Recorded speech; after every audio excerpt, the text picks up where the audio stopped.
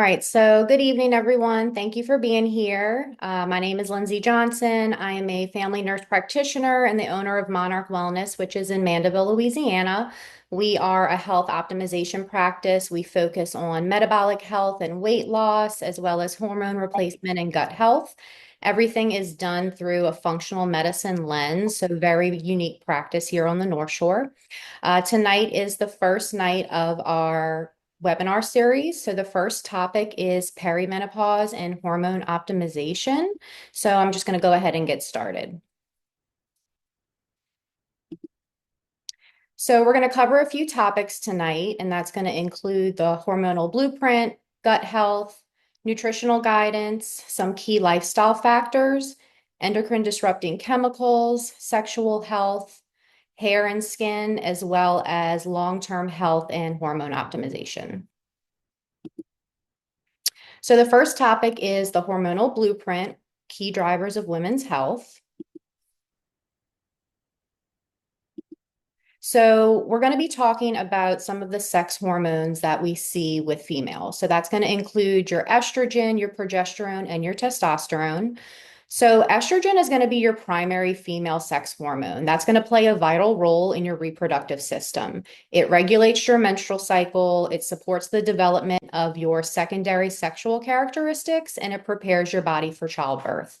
It also plays a big role in maintaining a healthy cardiovascular system by regulating your cholesterol levels.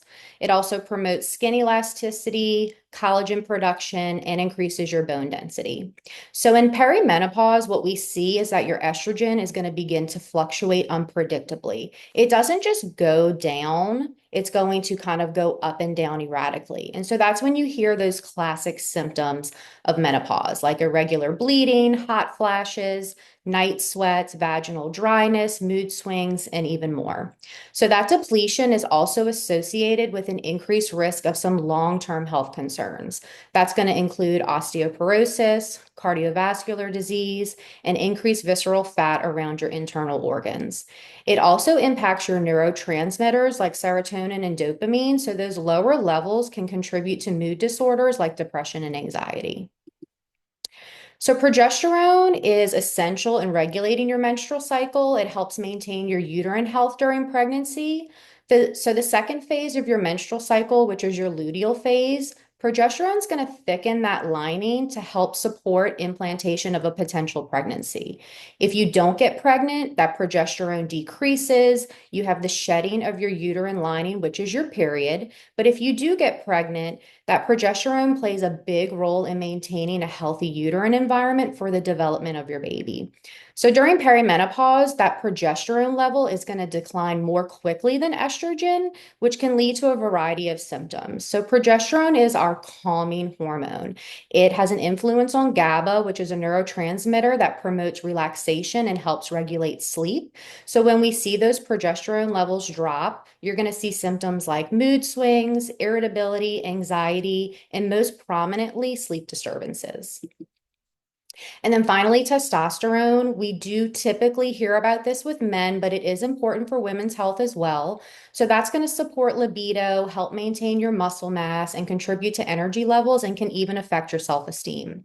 So in perimenopause, those levels gradually decline with age. By age 40, most women have typically decreased their levels by about 50%. And that can lead to reduced muscle strength, increased fatigue, low libido, and weight gain because of that diminished energy and vitality. And then we also want to mention thyroid hormones because those are affected during the perimenopausal phase. So your thyroid gland is going to produce two hormones, T4 and T3, and that's going to influence your metabolism, heart rate, how you regulate your body temperature, and also how efficiently your body can burn calories.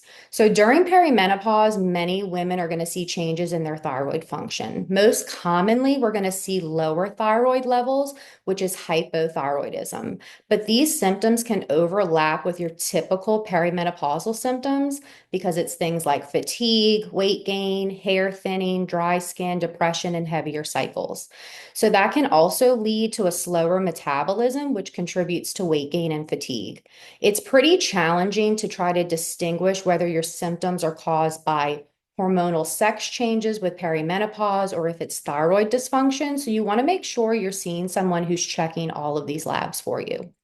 It is less common, but some women in perimenopause will see the opposite. They'll have elevated thyroid levels, which would be hyperthyroidism.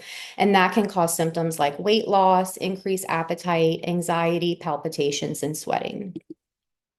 So these hormones all interplay together. It is a complex relationship, and that's why perimenopause is a highly individualized experience. Each woman is going to have different combinations of symptoms because it depends on how your hormones fluctuate personally. So it is so important that you have a holistic, comprehensive, and customized approach to hormone replacement therapy because we don't only want to ensure that you have the right balance of hormones to optimize symptom relief, but we also want to minimize any other health risks. So if you look at the bottom right of this slide, we have three different columns. So premenopause, we see some women with high levels of estrogen, which would cause heavy cycles and endometriosis, low progesterone for some, causing PCOS and PMDD. Perimenopause, which is the focus of today, is where we see that estrogen acting erratically. We have low progesterone. So, symptoms that you see is irregular bleeding, sleep disturbances, irritability and mood swings, fatigue and weight gain, some insulin resistance, even palpitations. And then postmenopause is when we're seeing all of those levels are low. So estrogen, progesterone, and testosterone.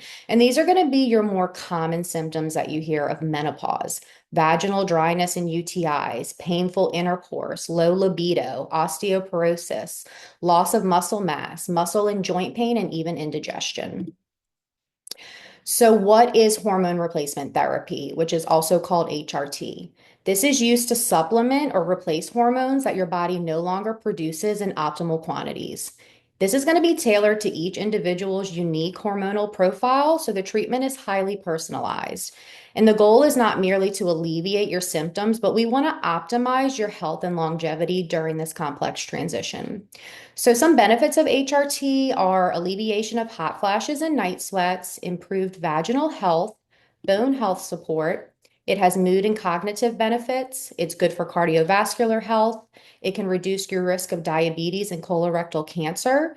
It can help reduce muscle loss, improve skin aging, and it also has a lower risk of death. Women using hormone therapy had fewer deaths from any cause compared to those who did not use HRT. So, of course, any medication is going to come with some concerns. So, safety is going to be that primary consideration for any woman taking hormone therapy. And there are a lot of older studies that raised alarms about its potential risk, but now we are seeing that modern research is debunking many of those myths. So, the biggest one is that HRT causes breast cancer. That has been in the media for decades. That led to millions of women that did not receive treatment for their symptoms. Now we have in-depth reviews with well-designed studies that clarify that breast cancer risk with menopausal hormone replacement therapy is very low. So for every 1,000 women using HRT, there is less than one extra case of breast cancer that occurs per year.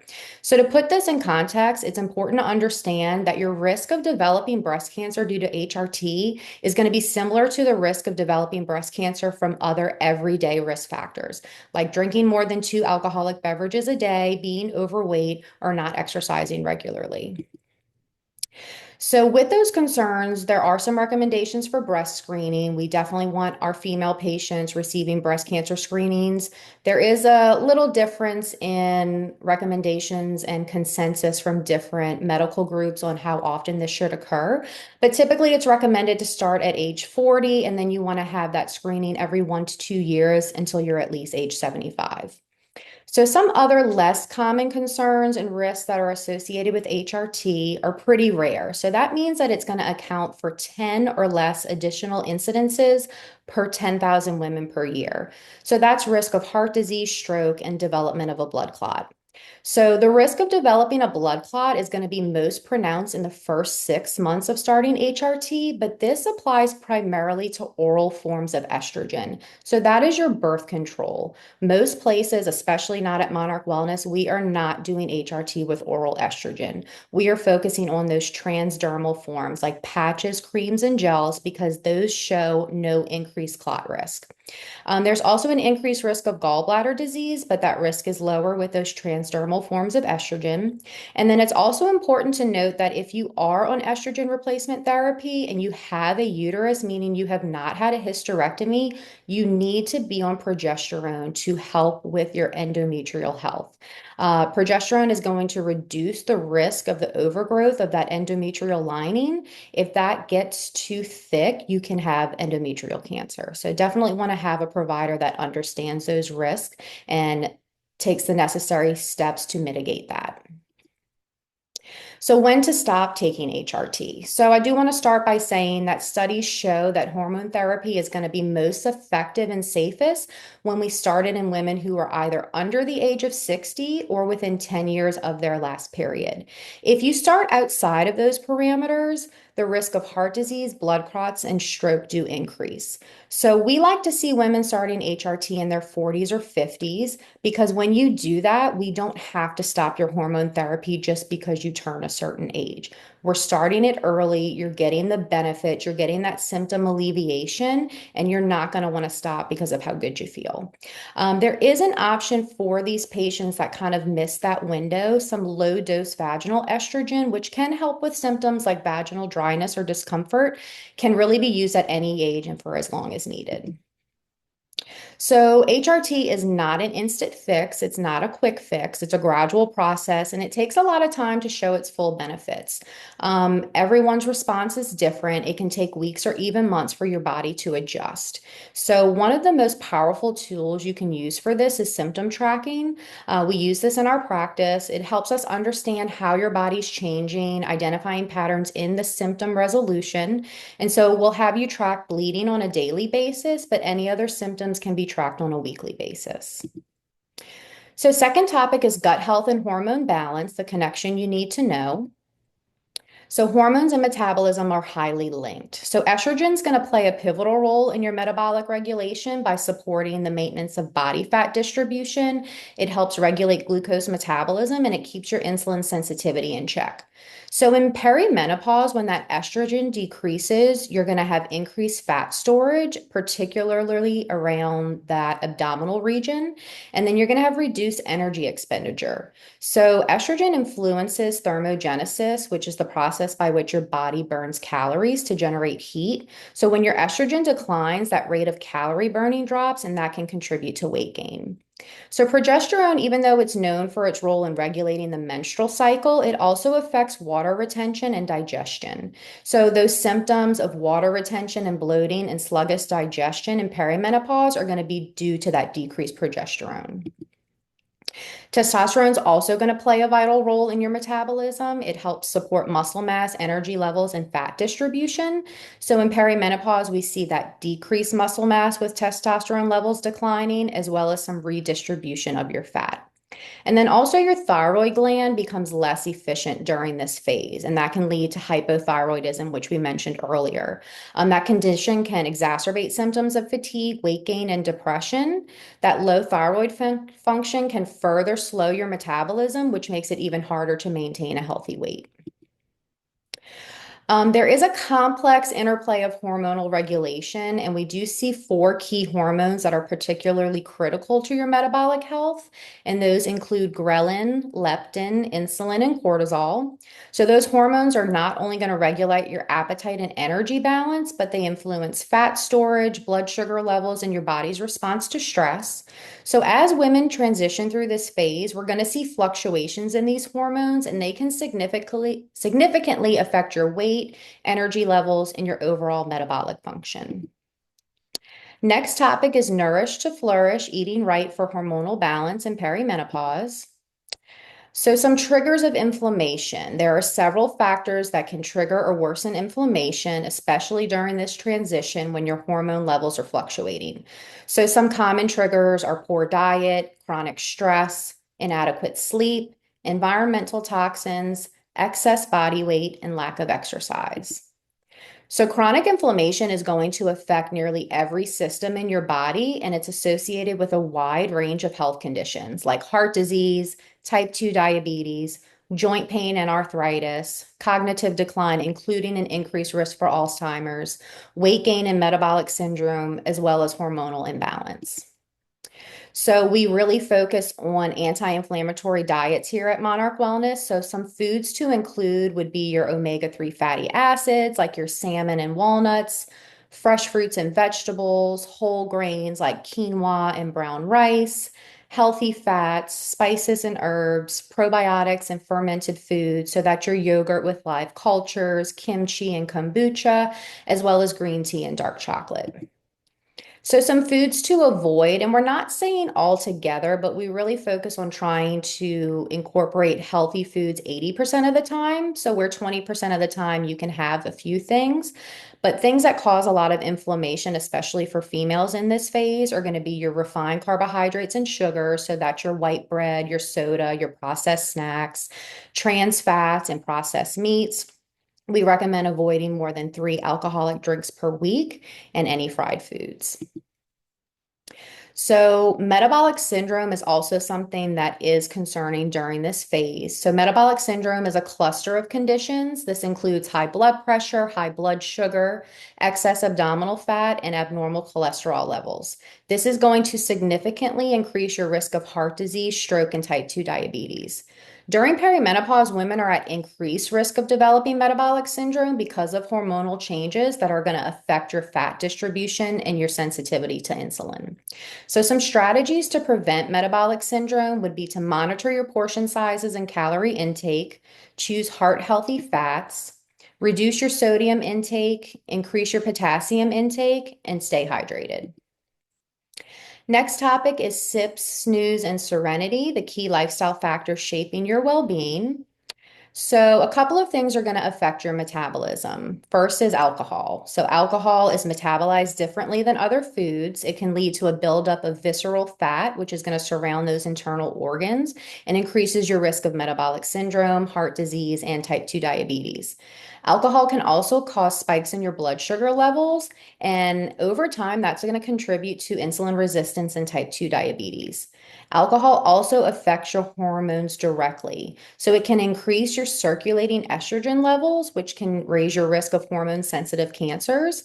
And it also elevates cortisol, which is your stress hormone, and that can exacerbate fat storage in your belly region. It also disrupts your sleep. So some people say when they drink, it helps them fall asleep better initially, but it often disrupts your deep sleep cycle. So that's going to increase your hunger hormones and fat storage. It's going to perpetuate weight gain and other metabolic issues. Sleep is also going to affect your metabolism. So, sleep is closely tied to the regulation of your hormones that control your hunger and satiety. So, lack of sleep is going to increase ghrelin, which makes you feel hungrier, and it's going to decrease leptin, making it harder to feel full. There are studies that have shown that sleep deprived individuals tend to consume an additional 3 to 400 calories per day, which contributes to weight gain. Poor sleep is also going to elevate that stress hormone cortisol. So that's going to create a vicious cycle of stress, fat storage, and hormonal imbalances. It also has an impact on insulin sensitivity. After just one night of poor sleep, that sensitivity can drop by 20 to 30%, and that's going to lead to impaired glucose metabolism and a risk of developing type 2 diabetes. And then it also is essential for tissue repair to make sure you're sleeping well. We want to be able to repair muscle tissue. So poor sleep not only contributes to fat gain, but also muscle loss. And then finally, stress. So chronically elevated cortisol levels from stress are going to promote fat storage. It also has an impact on your muscle mass. So when you are chronically stressed, your body's going to begin breaking down muscle tissue to provide sugar for energy. And that's concerning for metabolic health because muscle mass is crucial for maintaining a high metabolic rate. The stress is also going to cause your liver to release some sugar into the bloodstream for immediate energy use. And over time, that constant release is going to contribute to insulin resistance. And then chronic stress leads to poor sleep, and you are back in that vicious cycle. That sleep deprivation is going to worsen stress, elevate your cortisol levels even further, and disrupt even more metabolic processes. Our next topic is toxic triggers, identifying and reducing exposure to endocrine disrupting chemicals. So, EDCs or endocrine disrupting chemicals are substances that interfere with the normal functioning of your body's endocrine system. So, that is a network of glands that produce and regulate your hormones. These chemicals can mimic, block, or alter the natural hormones in your body, which will lead to hormonal imbalances. They affect various hormones, including all of your sex hormones as well as your thyroid, and those all play critical roles in regulating your metabolism, reproduction, and mood. So during perimenopause, exposure to EDCs are going to worsen hormonal fluctuations, contribute weight gain, disrupt your sleep, increase the risk of conditions like breast cancer, metabolic syndrome, and thyroid disorders. So, how they impact hormone balance is they mimic natural hormones, block hormonal signals, alter hormone production and metabolism, and disrupt thyroid function. So, some easy strategies to reduce EDCs are to choose safer personal care products. So, products that are labeled paraben, phthalate, or fragrance free. You want to try to avoid plastics for food and drink storage. So, glass, stainless steel, and ceramic containers are preferred. Non-stick cookware is not recommended, so safer alternatives like cast iron, stainless steel, or ceramic are recommended. Also, minimizing exposure to household chemicals by choosing non-toxic and fragrance-free cleaning products, and then opting for natural fabrics when you can, like organic cotton, linen, and wool, because those are free from harmful chemicals. Our next topic is intimacy redefined, navigating vulvovaginal and sexual health in perimenopause. So during perimenopause, your estrogen is going to diminish, and you can have several vaginal changes that occur. Vaginal dryness and vaginal atrophy, which is when those walls become thinner, less elastic, and more fragile, are very common. And then you can also have changes in your vaginal pH causing more infections. This also can affect your intimacy with your partner. It can cause decreased libido, pain during intercourse, and changes in arousal and orgasm. Our next topic is Glow and Grow, nurturing your skin and hair through perimenopause. So, hormones affect both skin and hair, and the hormone that affects this the most is that estrogen decline. So, for skin, you're going to see changes like a loss of collagen and elasticity, increased dryness, slower wound healing, and hyperpigmentation and age spots. And for hair, same thing. Estrogen is dropping, causing thinning of your hair, some texture changes, and even hair loss. So, HRT can benefit both skin and hair health by improving collagen production, increasing your skin hydration, and even reducing the appearance of deep wrinkles, as well as preventing hair loss and balancing your androgen levels, which helps with hair thinning as well. Some supplements that are pretty common for skin and hair health include collagen, biotin, omega-3 fatty acids, vitamin E, and zinc.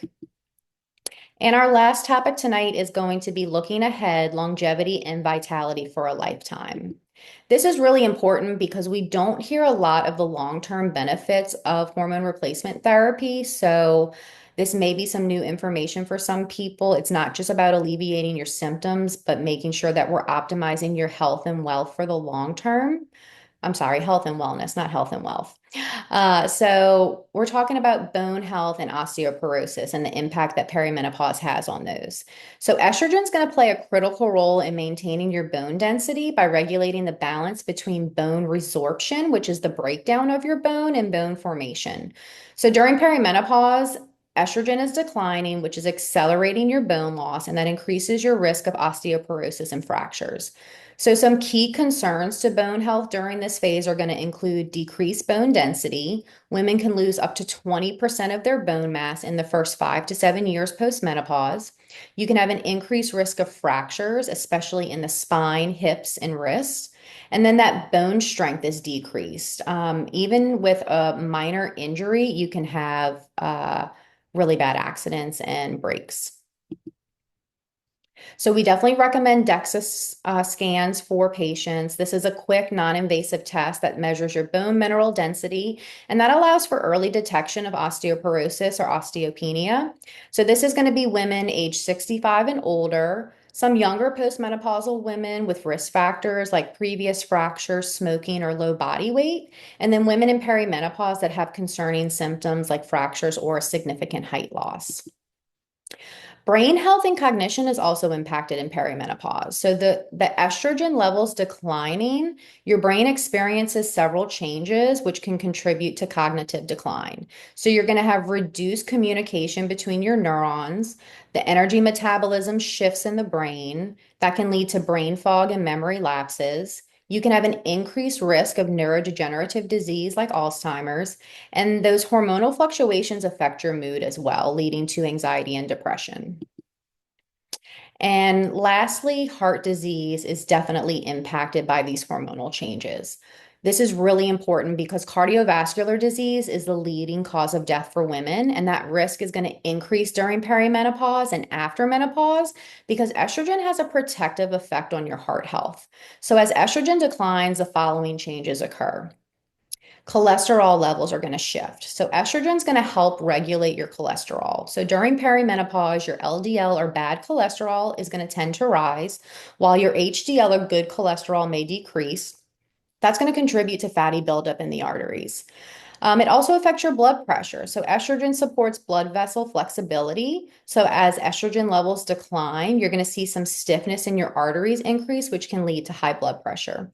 And then metabolic syndrome is also an issue. So weight gain, insulin resistance, and changes in cholesterol levels seen during perimenopause contribute to metabolic syndrome, which is a major risk factor for heart disease.